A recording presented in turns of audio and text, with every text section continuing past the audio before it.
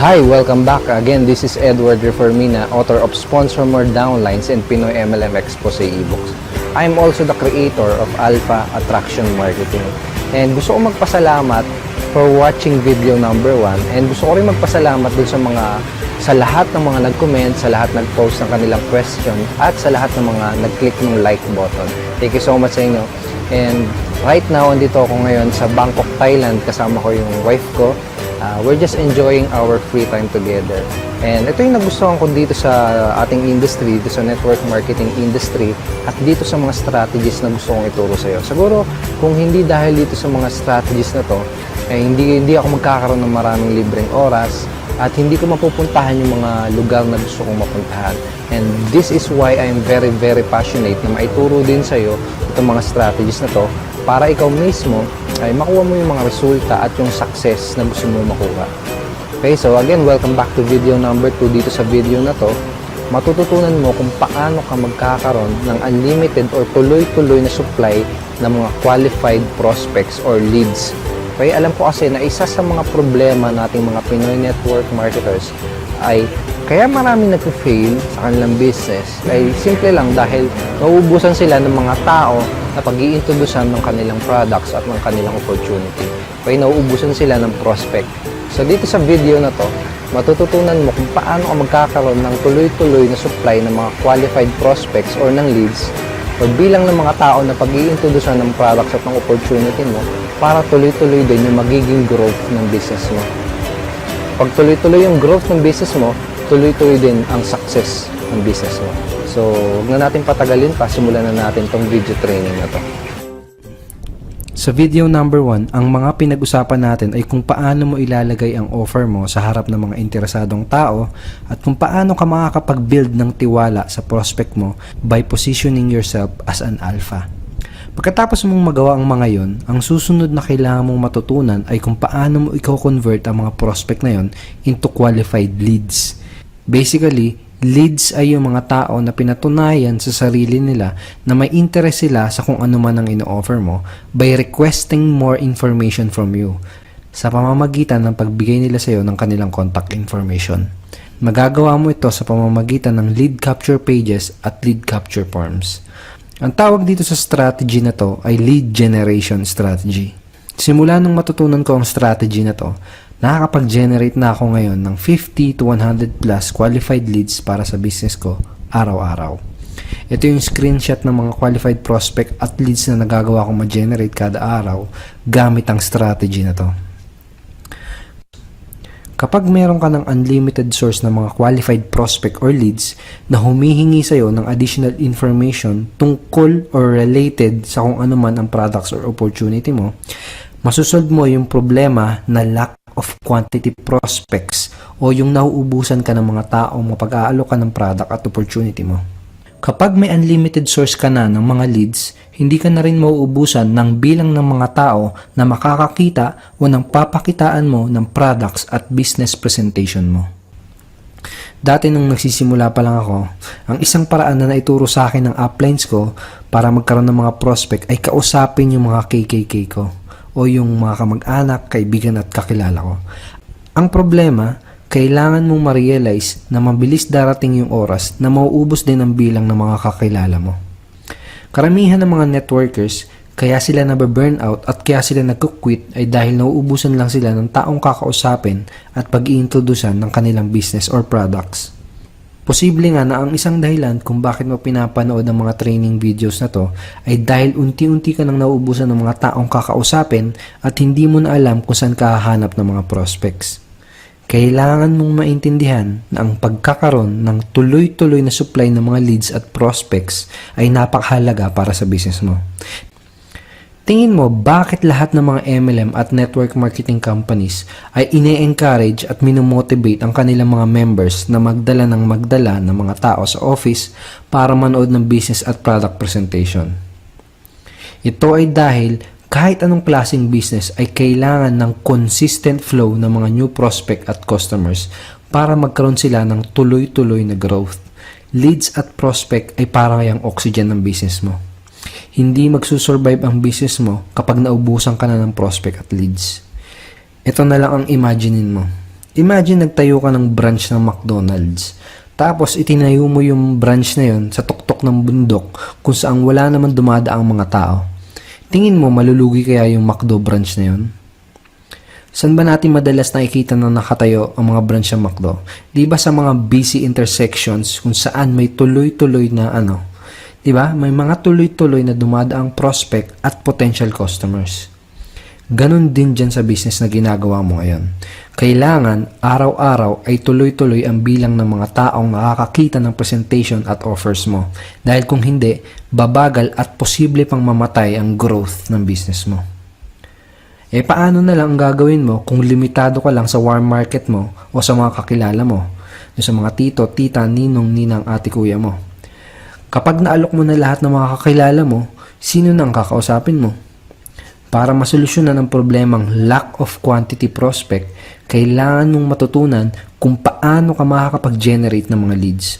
Uulitin ko, leads ay yung mga prospect or visitors ng website mo na nagpakita ng interest sa kung ano man ang ina-offer mo by requesting more information from you sa pamamagitan ng pagbibigay nila sa iyo ng kanilang contact information. Para ka makapag-generate ng mga leads, kailangan mo ng software na tutulong sa iyo para makapture mo ang mga contact information ng mga prospect mo. Ang tawag dito sa software na to ay Email Management System or mas kilala sa tawag na autoresponders. EMS or autoresponders ay ang tool na tutulong sa iyo para makapag-generate ka ng daan-daan o libo-libong qualified prospects para sa business mo. Gamit itong email management system or autoresponder, madali kang makakagawa ng lead capture forms na mailalagay mo sa blog or website mo para magawa mo na makapture or para magawa mo na makapag-collect ng mga email address, phone numbers, or other contact information ng mga prospect at website visitors mo. Huwag kang magpanik at huwag kang mag-alala dahil napakadali lang na magkaroon ng ganyan. At mamaya, sasabihin ko sa iyo kung paano ka magkakaroon ng exact autoresponder software na ginagamit ko para makagawa ka rin ng lead capture form na katulad nito. Pero, bago ibigay ng mga prospect mo sa iyo ang contact information nila, kailangan ay meron kang tinatawag na lead magnet. Ano ba yung lead magnet na yan? Ito yung isa sa mga value pieces na bibigay mo sa mga prospect mo. Natandaan mo ba dun sa video number 1 na sinabi ko sa iyo na para ka makapag-attract ng mga prospect, kailangan ay magbigay o mag-provide ka muna ng value or anything na free, valuable information sa mga prospect mo. Pwede kang mag-offer ng free ebooks, free videos, free newsletter, free audio recording interview, or kahit anong free information na related sa mga products or opportunity na ipopromote mo later on. Ito kasing free valuable information na ibibigay mo or i-offer mo ang mag-e-encourage sa mga prospect mo para ipagpalit o ibigay nila sa iyo ang kanilang contact information. At once na ipagpalit nila yung contact information nila sa valuable offer na ibibigay mo sa kanila, ang ginawa nila ay ipinakita nila at pinatunayan nila na interested sila dun sa ino-offer mo. Basically, kina-qualify nila yung sarili nila at binibigyan ka nila ng permission para kontakin mo sila. Pagkatapos silang maging leads or maging qualified prospect, ang gagawin mo na lang ay i-convert sila para maging customer or downlines by closing them in your business. At madali mo na lang sila mako-convert into downlines and customers dahil una, na-qualified na nila ang sarili nila sa pamamagitan ng pagpapakita nila ng interest dun sa ino-offer mo. Pangalawa, nakapag-provide ka muna ng value kasi binigyan mo sila ng valuable information, kaya they will know, like, and trust you. At pangatlo, sila mismo ang humihingi ng karagdagan information mula sa iyo. Ibig sabihin, hindi na ikaw ang nangahabol at sila na ang lumalapit sa iyo. Para mas maintindihan mo kung gaano ka-powerful ang strategy na to, ipapakita ko sa iyo how the number works. At ang ipapakita ko sa iyo mga example ay yung mga very conservative example at very realistic. Dahil gusto kong makita mo na kaya mong magawa ang strategy na to basta willing ka lang din gumawa ng action. So example, sabihin natin na nakakapag-generate ka ng 100 visitors sa website or blog mo. Unique visitor or 100 prospect per day. And by the way, 100 visitor ay napakadali lang ma-achieve. Yung sa isang website ko, nakakapag-generate ako ng 1,000 unique visitors sa loob ng isang araw. Okay, so 100 prospect per day ang napapapunta mo sa website o blog mo.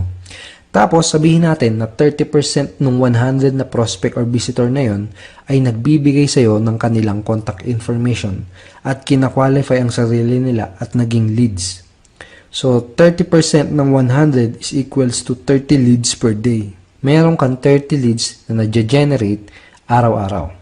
So, 30 times natin sa 7 para isang linggo is equals to 210 leads per week. Ibig sabihin, nakakapag-generate ka ng 210 leads kada linggo. Tapos, sabihin natin na dun sa 210 leads per week na na-generate mo, ay 3% lang dun ang sumali sa'yo o naging customer mo. Yes, 3% lang. 210 times 3% na napapasali o nagiging customer mo, that is 6 new direct downlines or new customer for your business every single week.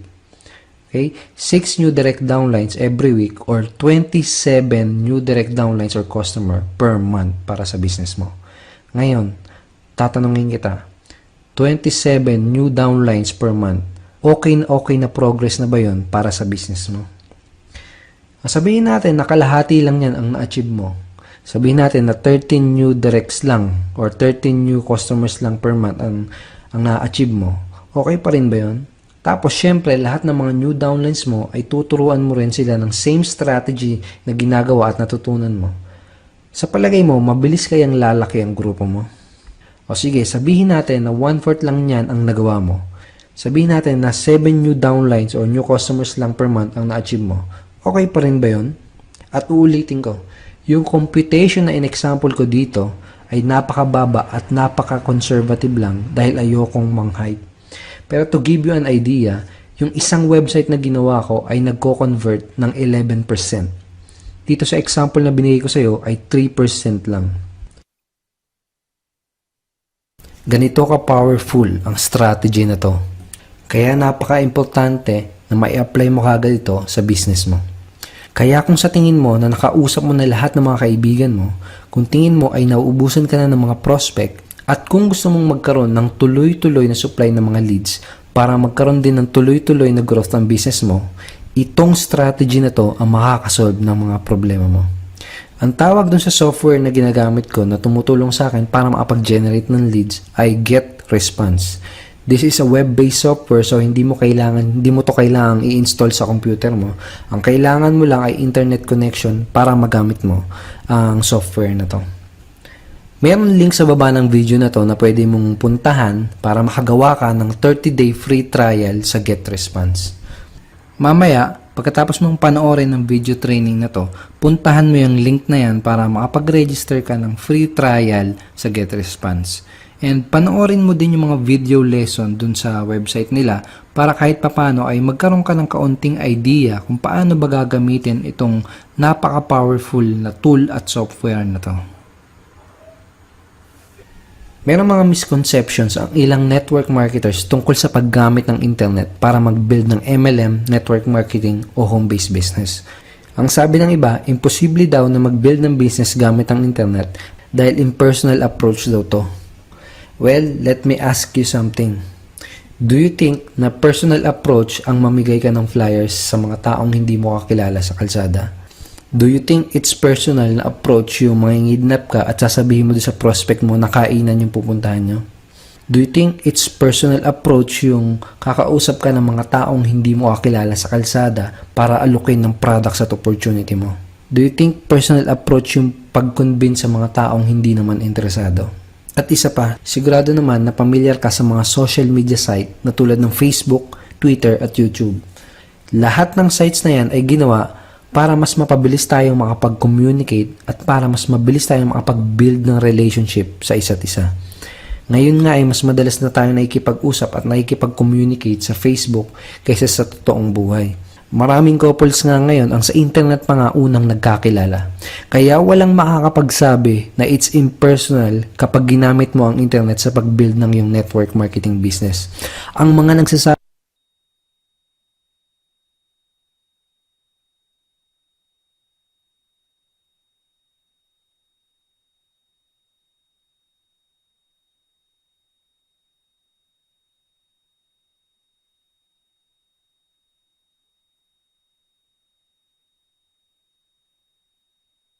Sabi nun ay yung mga taong wala pang Facebook account o kaya naman ay wala silang idea how internet and how social media really works. Ito ang totoo.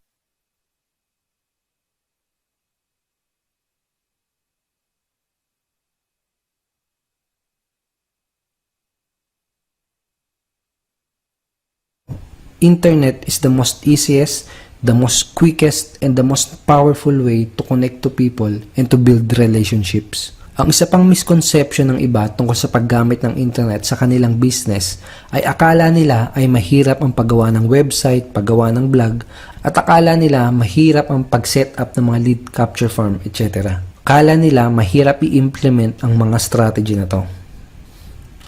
Well, I'll be honest with you. Sa totoo lang, mahihirapan ka kung huhula-hulaan mo lang kung ano yung susunod na gagawin mo. Oo, mahihirapan ka kung gagawin mo ito ng mag-isa at kung walang magsasabi sa'yo kung ano yung eksaktong gagawin mo at kung ano yung eksaktong gagamitin mo para may implement ka agad ang mga strategies at ideas na naituro ko sa'yo. Kaya ito yung gusto kong itulong sa'yo.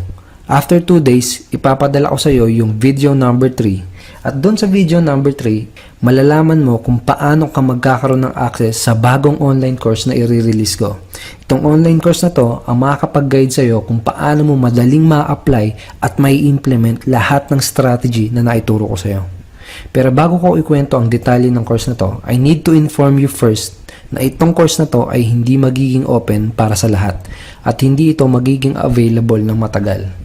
Honestly, hindi ko alam kung magka-qualify ka sa course na to dahil hindi ko alam kung gaano ka kaseryoso at kung gaano kataas ang commitment mo para maging successful sa business mo.